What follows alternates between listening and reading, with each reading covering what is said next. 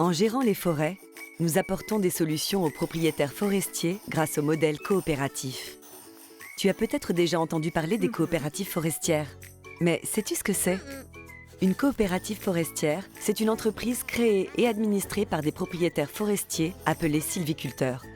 Ils se regroupent afin d'agir pour leur forêt. Et ça, tu vois, c'est particulièrement important aujourd'hui avec l'impact du changement climatique.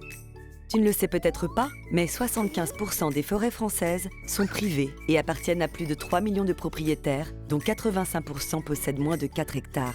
On appelle cette situation le morcellement forestier.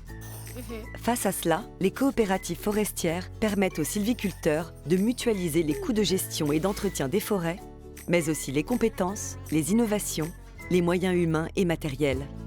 De sacrés avantages. En plus, les coopératives forestières interviennent dans tous les départements métropolitains.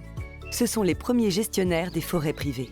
Chaque coopérative forestière intervient sur un territoire d'agrément défini et au plus proche de ses adhérents et de leurs forêts.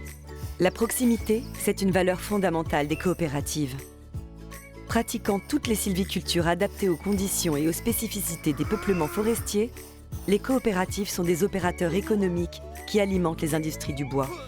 Lier écologie et économie dans toutes les régions du pays, c'est important et c'est possible. Est-ce que la notion de démocratie, ça te dit quelque chose? Oui? Ah!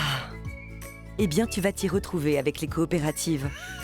Chaque adhérent possède une voix en assemblée générale, quel que soit le nombre de parts sociales possédées. Cette voix est donc de même valeur pour tous et traduit le système démocratique des coopératives forestières. Un homme, une voix.